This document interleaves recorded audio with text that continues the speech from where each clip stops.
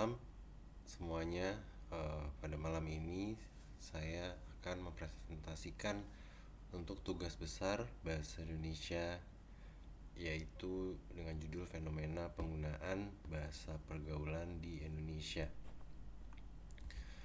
Eh, untuk latar belakangnya, yang pertama, bahasa berdasarkan KBBI adalah suatu sistem lambang bunyi yang arbitrer digunakan oleh suatu masyarakat untuk kerjasama, berinteraksi, mengidentifikasi diri.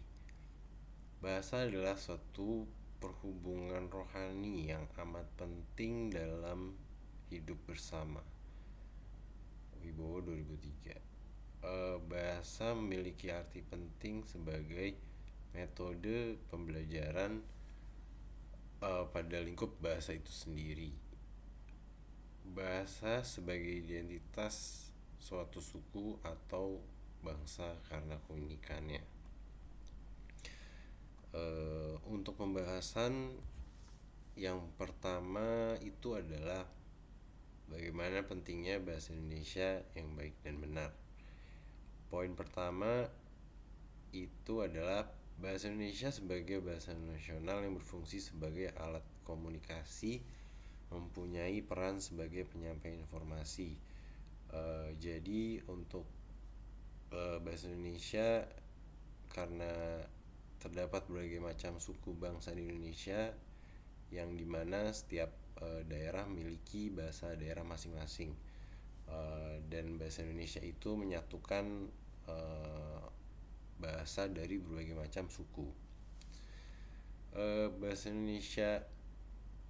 Untuk poin yang kedua, bahasa Indonesia yang baik adalah bahasa yang sesuai dengan situasi dan kondisi serta efektif dalam penyampaian dan maksud. Poin ketiganya, sebagai warga negara Indonesia harus mampu menggunakan bahasa Indonesia yang baik dan benar. Kenapa? Karena di dalam pendidikan, ilmu pendidikan maupun di dunia kerja, bahasa Indonesia yang baik dan benar itu sangatlah penting dikuasai masing-masing individu. Kemudian yang keempat, dalam UUD 1945 pasal 36, bahasa Indonesia sebagai bahasa resmi kenegaraan, pengantar dalam pendidikan dan alat penghubung tingkat nasional dan pengembangan kebudayaan dan ilmu pengetahuan teknologi. Maka di dalam era globalisasi sekarang, semua masyarakat Indonesia sangat wajib menguasai bahasa Indonesia yang baik dan benar dalam berkomunikasi. Lalu pembahasan yang kedua itu adalah fenomena penggunaan bahasa gaul. Bahasa gaul itu sendiri adalah sejumlah kata atau istilah yang mempunyai arti khusus, unik, menyimpang, atau bahkan bertentangan dengan arti yang lazim ketika digunakan oleh orang-orang dari subkultur tertentu. Poin yang kedua, bahasa gaul pada zaman dahulu disebut juga dengan istilah bahasa prokem. Bahasa prokem biasa disebut dengan bahasa sandi, yaitu bahasa yang dipakai dan digemari oleh kalangan remaja tertentu.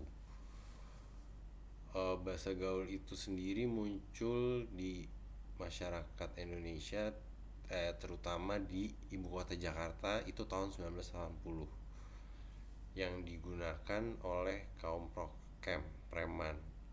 Sebenarnya sih bukan hanya preman saja ya, tapi kebanyakan anak-anak muda pada zaman itulah. Bahasa gaul mulai digemari oleh kalangan anak muda dalam kehidupan sehari-hari, yaitu dari tahun 80-an hingga saat ini. Penggunaan bahasa Indonesia yang baik dan benar pada saat ini sudah tergantikan oleh bahasa gaul.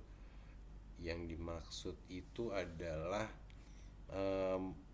mungkin bahasa gaul itu biasanya saat ini tuh dimulai dari kalangan SD, mungkin dari SD hingga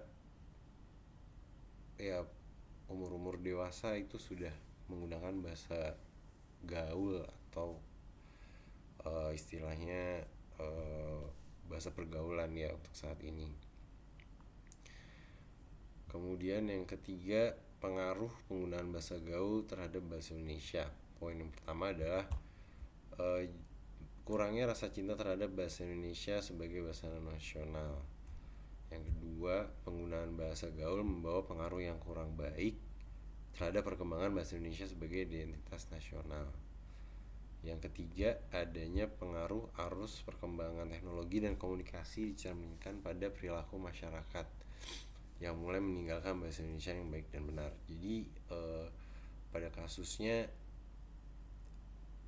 jarang sekali ada entah itu anak muda atau ibu-ibu, bapak-bapak di dunia pendidikan atau di dunia kerja jarang sekali menggunakan bahasa Indonesia yang baik dan benar dalam berkomunikasi sehari-hari. Dan biasanya bahasa Indonesia yang baik dan benar itu hanya bisa kita jumpai ketika di forum-forum formal seperti meeting pertemuan rapat kantor, terus di seminar-seminar. Nah, itu baru kita temui bahasa Indonesia yang baik dan benar. Kemudian jadi kesimpulannya, masyarakat Indonesia terutama di ibu kota Jakarta saat ini menggunakan bahasa gaul dan singkatan-singkatan ketimbang menggunakan bahasa Indonesia yang baik dan benar. Hal ini merupakan penyimpangan terhadap budaya Indonesia yang dimana hal ini menghambat pertumbuhan dan perkembangan bahasa Indonesia.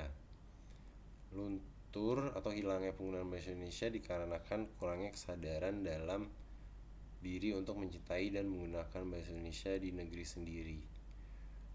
Menurut saya solusinya agar generasi muda dapat kembali menggunakan bahasa Indonesia yang baik dan benar adalah yang pertama, membaca buku dengan menghafalkan kata-kata atau kosakata ilmiah.